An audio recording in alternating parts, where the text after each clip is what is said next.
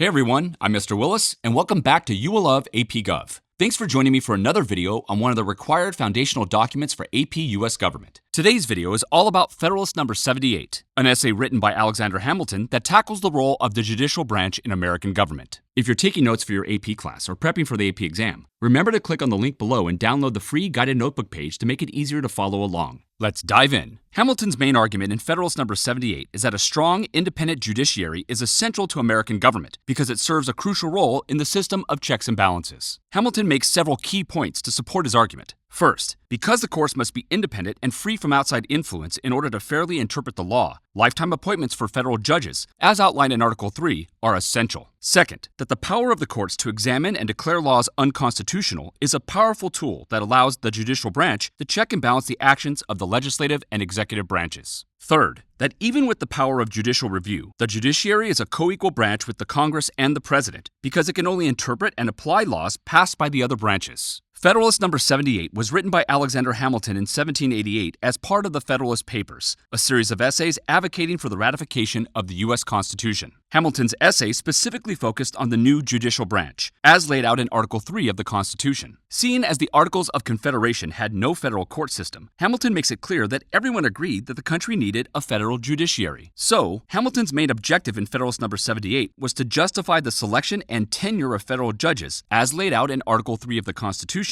and clearly define the role of the judicial branch in the new government. Let's take a look at how Hamilton presents his argument by analyzing some of the most famous quotes from the document and how you can interpret these quotes in an FRQ or essay. Hamilton begins by addressing the selection of judges to the federal bench. As to the mode of appointing the judges, this is the same with that of appointing the officers of the Union in general. Because judges were to be appointed by the President, like many of the other federal officers, there was very little objection to the selection process. The real disagreement was over the duration of judicial tenure. According to the plan of the convention, all judges who may be appointed by the United States are to hold their offices during good behavior. Hamilton points out that once appointed, federal judges would hold their seat for the duration of their life as long as they did not engage in conduct that would warrant their removal or impeachment. The Anti-Federalists had strong objections to these permanent appointments because it would mean that federal judges, who were not elected by the people, would be allowed to serve for too long without accountability. But Hamilton asserts that the life tenure of federal judges was the key to an effective judiciary for two reasons. The first was that the lifetime appointment of federal judges would assure an independent judiciary. Hamilton wrote, "The complete independence of the courts of justice is peculiarly essential in a limited constitution." He believed that the life tenure of federal judges would ensure that independency necessary in a system of checks and balances. If, then, the courts of justice are to be considered as the bulwarks of a limited constitution against legislative encroachments, this consideration will afford a strong argument for the permanent tenure of judicial offices, since nothing will contribute so much as this to that independent spirit in the judges, which must be essential to the faithful performance of so arduous a duty. Hamilton is saying that judges play a crucial role in protecting the Constitution, especially when the Congress tries to pass laws that go beyond its proper authority. For judges to stand up to the legislature and enforce constitutional limits, they need to be independent and free from political pressure or fear of being removed. The second was that lifetime appointments ensure that the most qualified legal minds serve in the judicial branch of the federal government. There was consensus between the Federalists and Anti-Federalists that the responsibilities of the judicial branch required the appointment of judges who had experience in the legal profession and a wealth of knowledge of the law. Hamilton argued that a temporary duration in office, which would naturally discourage such characters from quitting a lucrative line of practice to accept a seat on the bench, would have a tendency to throw the administration of justice into hands less able and less well qualified to conduct it with utility and dignity. His point is that if judicial positions are temporary, top legal minds, who likely have successful, well-paying careers, won't be willing to give that up for a short-term, possibly less rewarding job on the federal bench. This would lower the quality of justice because the courts would attract people with less experience, skill, or reputation. By contrast, offering permanent tenure makes the position more attractive and ensures that the best qualified individuals are willing to serve, which maintains the dignity and effectiveness of the judicial system. Hamilton then goes on to defend the role and scope of power of the judicial branch in the new federal government. He states that the role of federal judges must be to declare all acts contrary to the manifest tenure of the Constitution void. Here, Hamilton alludes to the power of judicial review, which allows the federal courts to examine the laws passed by the legislative and executive branches and interpret their constitutionality. If these laws do not fall in line with the Constitution, the courts have the authority to strike down the laws, effectively declaring them null and void. Opponents of the Constitution argued that the power of judicial review made the judicial branch more powerful than the legislative branch, which directly represents the people. But Hamilton refutes that the judicial branch is the least dangerous of the three branches. The judiciary, on the contrary, has no influence influence over either the sword or the purse, no direction either of the strength or of the wealth of the society, and can take no active resolution whatever. It may truly be said to have neither force nor will, but merely judgment, and must ultimately depend upon the aid of the executive arm even for the efficacy of its judgments. Hamilton is reassuring the reader that the judiciary doesn't pose a threat to liberty or to the balance of power in the federal government because it can't act on its own or force anyone to follow its rulings. It doesn't have the power to enforce laws or direct the military like the executive branch, nor does it have the power to pass laws or tax the citizens like the legislative branch. Its only real job is to interpret laws and make judgments, and must rely on the executive branch to enforce its decisions. Hamilton adds that the courts were designed to be an intermediate body between the people and the legislature in order, among other things, to keep the latter within the limits assigned to their authority. Hamilton reminds his detractors that the courts are supposed to protect the rights of the people by stepping in when Congress tries to pass laws that go beyond their constitutional limits. In this role, the courts serve as guardians of liberty and defenders of the Constitution by keeping lawmakers in check. This role does not make the judicial branch more powerful than the Congress, nor does it allow it to undo laws that reflect the will of the people and abide by the guidelines of the Constitution. Instead, it grants them the authority to balance the powers of the Congress and the President when applicable, as an independent and co-equal branch of government in a system of checks and balances. And that's everything you need to know about Federalist number 78.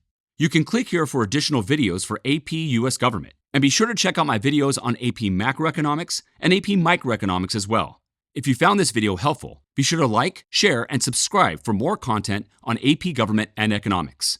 Thanks for watching. I'll see you next time on You Will Love AP Gov.